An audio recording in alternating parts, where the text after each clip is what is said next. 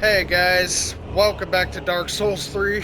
We're in the middle of the Demon Prince fight, like I said we would be in the last episode. This time we're gonna try to beat him. So let's fucking do this.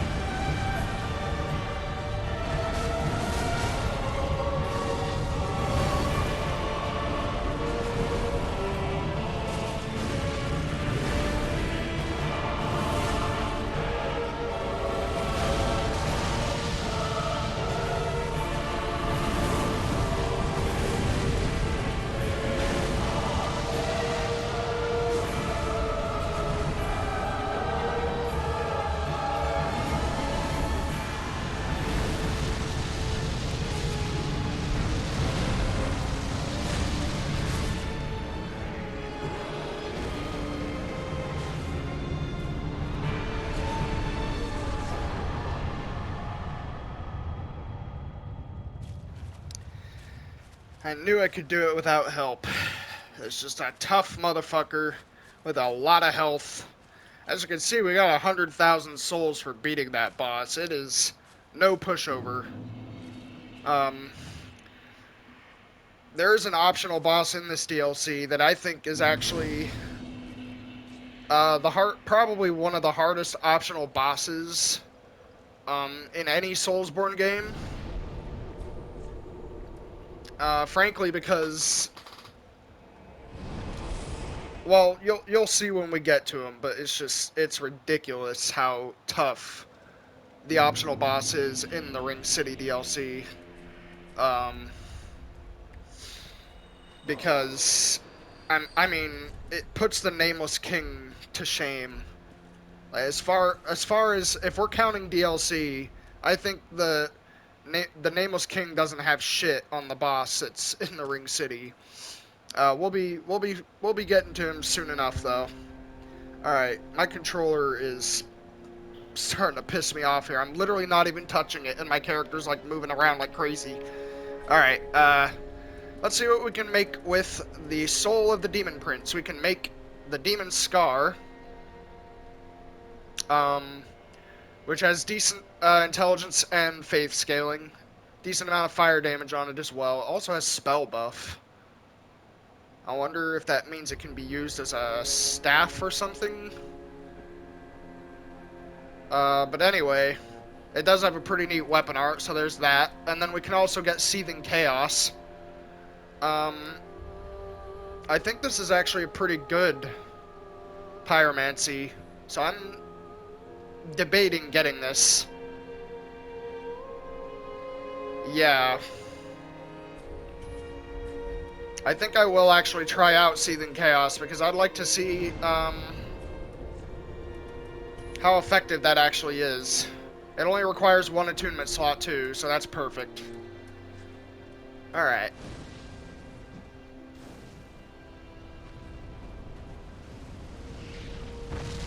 Oh, okay. So you lob like a fireball at an enemy, and if they're in the area of effect when it goes off, it like explodes on them. That's really cool, actually. I might just hold on to that. But in any case, we could definitely afford to level up a bit after that boss. Only once, actually. Because we're actually at soul level 105. We're well beyond the average soul level by the time people normally beat this game. So, so yeah, I think that...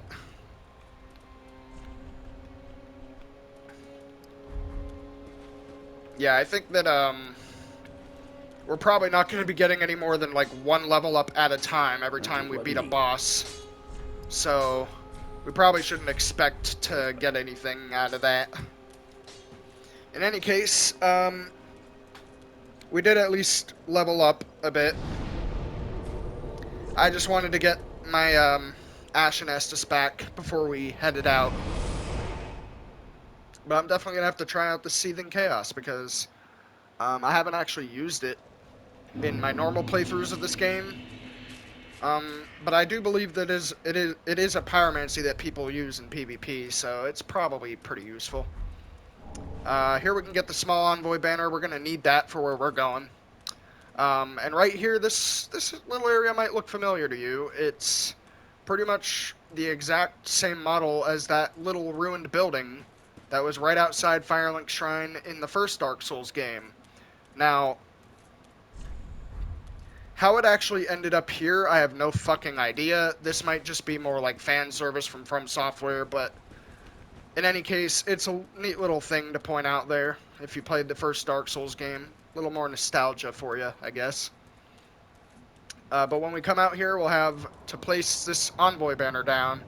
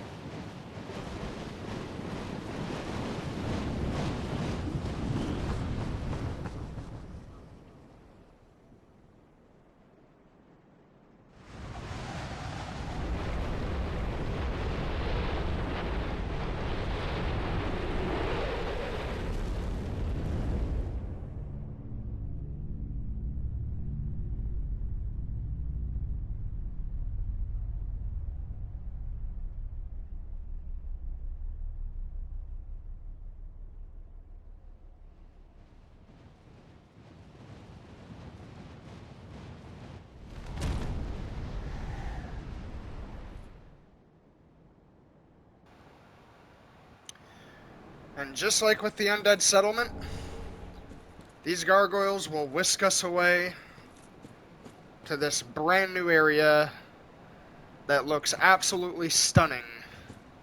And this is the Ringed City, the very area this DLC was named after. And this area is not easy whatsoever. We are actually going to have our work cut out for us when we come down into this area here. I don't imagine we're going to be making a whole lot of progress in this area either, guys, simply because of how difficult it is. But as always, I will do my best. Because that is all I can do. But when you come down here, you'll get your first taste of just how brutal this new area is. Let's actually re-equip our rings here. Just so I can... Why am I never able to find the witch's ring? There we go. But yeah, coming down here, we'll see our new enemy type. That guy over there will summon a bunch of archers. And they will shoot a million fucking arrows at us from all sorts of different directions. Now, as you might imagine, yeah, if you get hit by these arrows, you're fucking dead. Or if you get hit by too many of them, you're fucking dead. Now, right over here, you can actually get the Ruin armor set. If you played Dark Souls 2, you might recognize that as the armor set of the Ruin Sentinels, which is pretty cool that they put that in this DLC. Nice little callback. So yeah, basically the strategy to getting through this area is to hide behind these things to avoid the arrows. And get over to that big guy that's summoning them and kill him. That is pretty much your goal for this little area here. But killing that big guy is not going to be easy either, because that big guy... Ah, damn it, I almost killed it. That big guy is going to be able to summon those... Shit, and now we're being invaded too? But yeah, that big guy will be able to summon those archers to fight us and kill us. I'm actually going to use a seed of a giant tree here.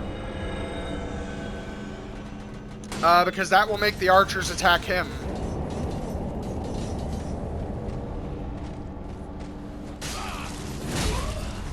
Oh, shit. He is... Okay.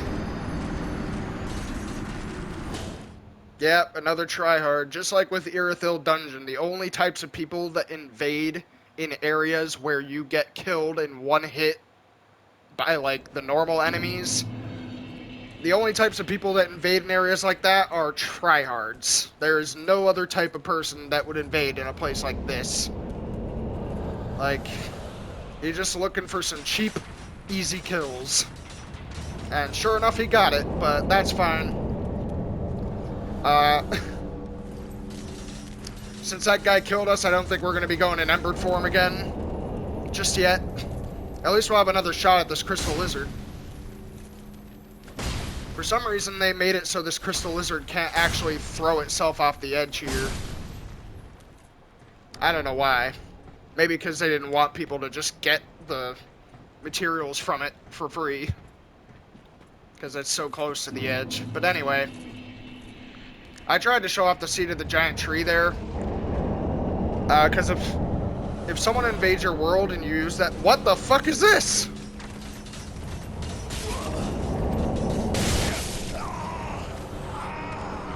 What the fuck was that?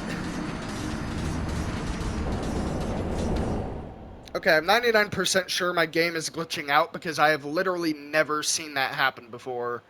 I don't think that's supposed to happen. I know they're supposed to be apparitions, but they're literally spawning in midair, and I feel like that is not very... Why did I do that? I feel like that is not very well balanced. Since they give you cover there for a reason, it's to avoid the arrows. But then when they spawn in midair, you can't really use the cover for shit. Because they just kill you. Oh well. We'll try again. Like I said, we probably won't be making a lot of progress here, because This area is not easy, and when you get up to that big guy to try to kill him, he will summon more of those apparition things near him to protect himself when you try to kill him. So, obviously, this won't be easy.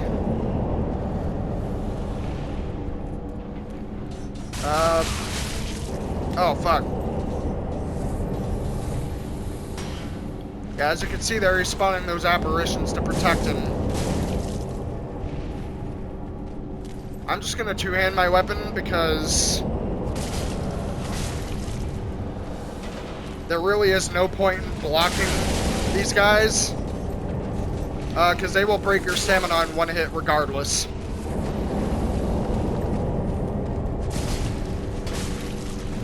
Ooh, I staggered him. Nice. Now, I don't think that big guy can respawn, so I think we're fine now.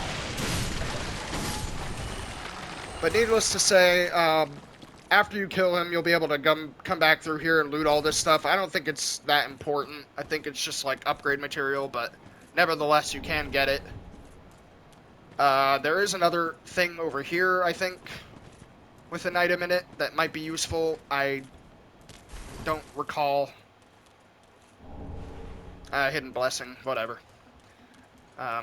Yeah, the hidden blessings and divine blessings are really just like last resort healing items because they're just sort of full. They're full heals, but you can only use them once per like trip to a bonfire. So obviously, it's not very reliable. It's just meant to be a last resort kind of thing. Fire, forsaken, I speak of thine kind and mine. Behold this city. We are kindred, but like two eyes which gaze upon the other. Fear not the dark, my friend, and let the feast begin. Yeah, this is another NPC that will sort of follow you around the city and give you a little bit of dialogue. I don't really know the purpose to him. I guess maybe he's supposed to be like a guy that gives you more background on the city itself, but I never really pay attention to any of his dialogue anyway, since I don't think he's that important to the story of the game overall. He does have a cool motto, though, like, "Fear not the dark, my friend. Let the feast begin." Yeah, it's pretty neat. I don't know, it's been memed a bunch, so... Oh, shit.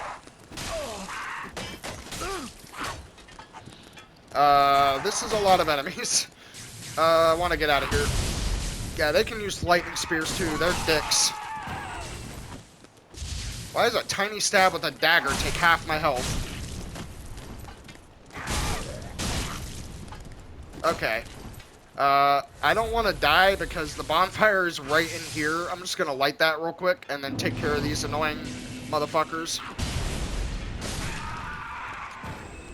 Because after you light a bonfire, you get the checkpoint, so no need to rest at it. Although I will rest at it, because I need more Estus. Now then, we made it to our next area in the game, and we can start going down here and exploring the rest of the Ring City. But before we do that, we're going to come over here, because there is another bit of dialogue. With Lap, at least there's supposed to be. I don't know where he is. Maybe I have to reload the area. I can't exactly... I'll just reload the area real quick.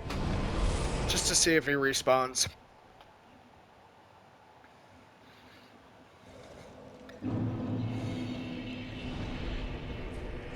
Yeah, I can't level up yet. I need like 68,000 souls for a level up now. So I'm gonna have to wait a little bit for that. But this upcoming area here in the Ring City actually has one of my favorite enemy types in the game. Just because it's so cool looking. And they're pretty tough too, but like, at least they're not bullshit like the enemies in the Ashes of Ariandel DLC. Because they actually have like pretty well choreographed movesets, and once you get the hang of them, they're actually not that hard. Anyway, let's see if Laps respawned. Nope. So I guess maybe I'm supposed to get further into the area first, or maybe I forgot to do something with him earlier on. I don't really know. But, yeah, he's supposed to be there. I don't know why he's not showing up. I kind of hope I didn't screw up his questline, because this questline is a little bit tragic. He sort of slowly becomes hollow and everything. In any case, when you come through this hallway, you'll be ambushed by more of these little hermit-looking things that have crystals on their back, and when you're in close proximity to these guys, they will inflict curse buildup on you. Which can be a little bit annoying, or a little bit scary.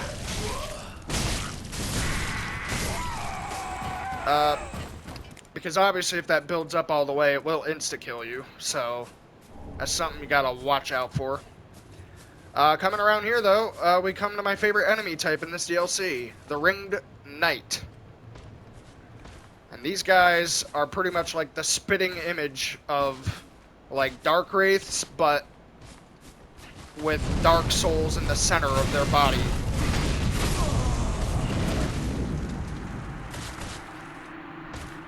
Yeah.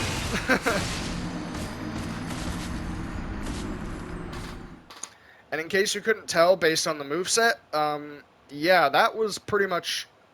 I don't know if it's completely identical, but it's almost identical to, like, the moveset that Gwyn uses when you fight him in Dark Souls 1.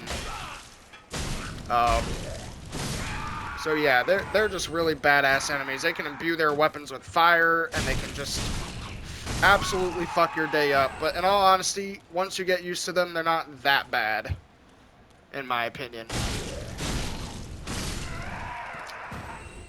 I might have to go back in Embered form just to survive against them. The issue with that is,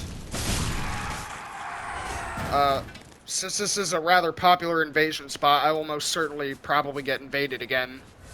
And I would like to avoid that if possible, because I'm sort of in the middle of recording.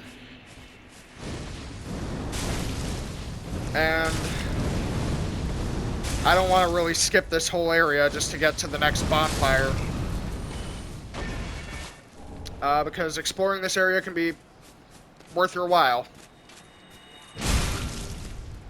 Wow, that did a lot of damage. The Moonlight Greatsword's weapon art is not always very good, but sometimes... Oh, that was the grab attack, shit. But yeah, sometimes it's really good, and sometimes it isn't. What the? Oh, why am I so bad tonight? God. To be fair, though, I was in the middle of my drinking animation, so the fact that my character didn't get healed is bullshit in and of itself. Because I was literally in the middle of the drinking animation, and my health did not go up. So, I'm gonna blame that one on... not the game. I'm not gonna blame the game for that one, but I'm also not gonna take the blame for that one either, because... that was just some janky shit. But anyway. Let's, for real, actually try to get through this area now, because it's really not even that hard. Like, there are much harder enemies, coming up here. Wow, that hyper armor. He took 2 Chaos Bed Vestiges and kept coming. Oh no. I just lost 70,000 souls.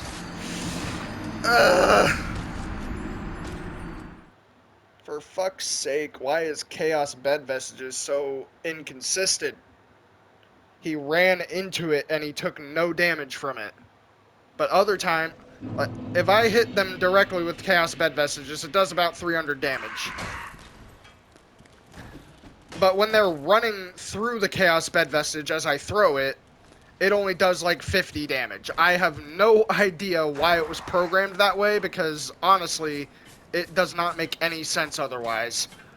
And I lost 70,000 souls because of it, so... You know, that is a little bit annoying, but whatever. I guess I'll try again. Again with the fucking hyper armor. You take 2 bed vestiges and you don't stagger at all. God damn. Yeah, like I was saying, these enemies are really not a pushover at all. Like, they will fuck your day up if you give them a chance to.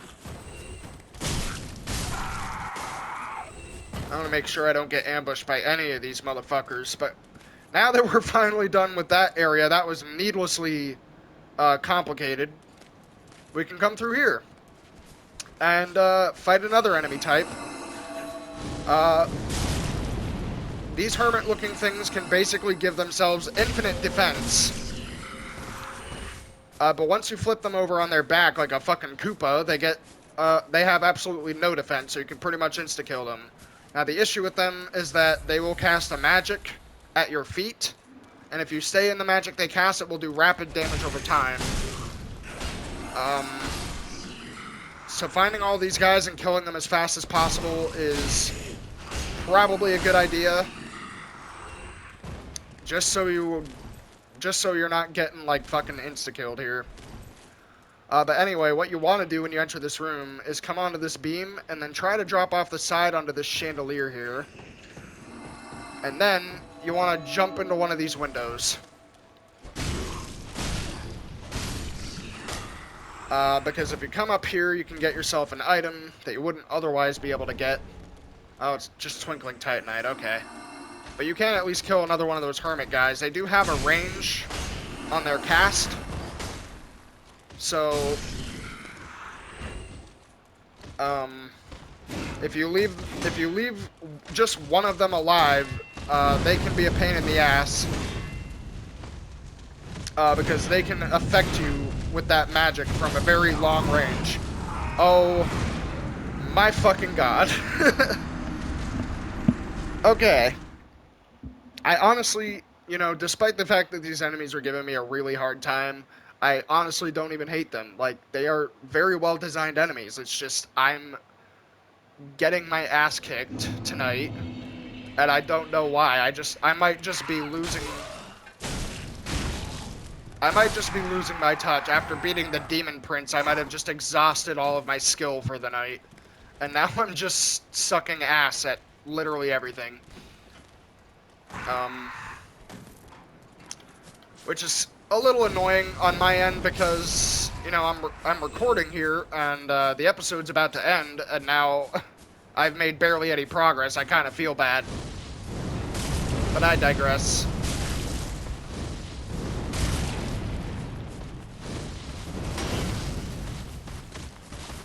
To be honest, I'm probably going to make...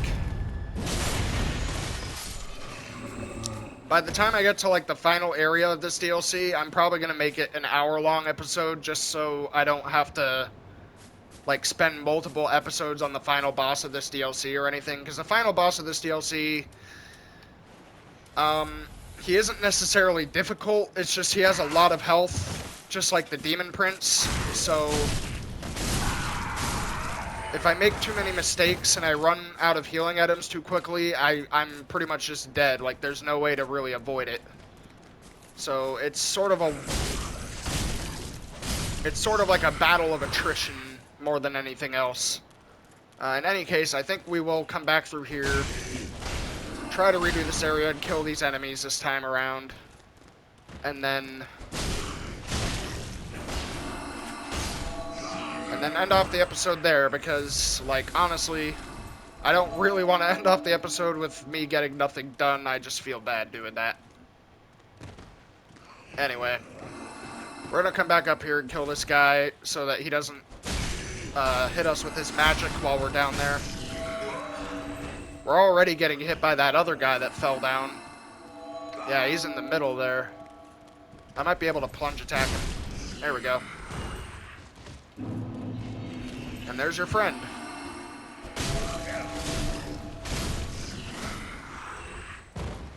Okay, now I'm going to try to kill this guy. These are the more, like, defensive ring knights because they obviously have that shield and they have a spinning sword attack that affects a wide area. Um, they're not too difficult, though. The moveset's very predictable. It's just I'm just very bad at it for some reason tonight. What the fuck was... That was like some anime movie. Fucking hit me in midair. Holy shit. Okay. Wow, these guys have a lot of health, too. Alright, I was really hoping that would have killed him, but did not, so... Shit.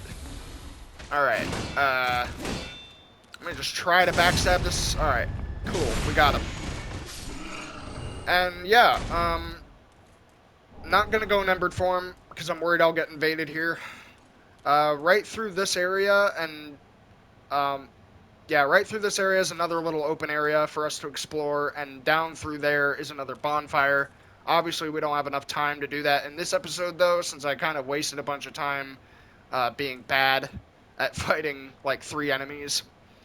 So I apologize if this episode was a little less productive, but I'm still having fun with the game, and I hope you guys are still having fun watching it. So, thank you guys for watching, and I will see you next time.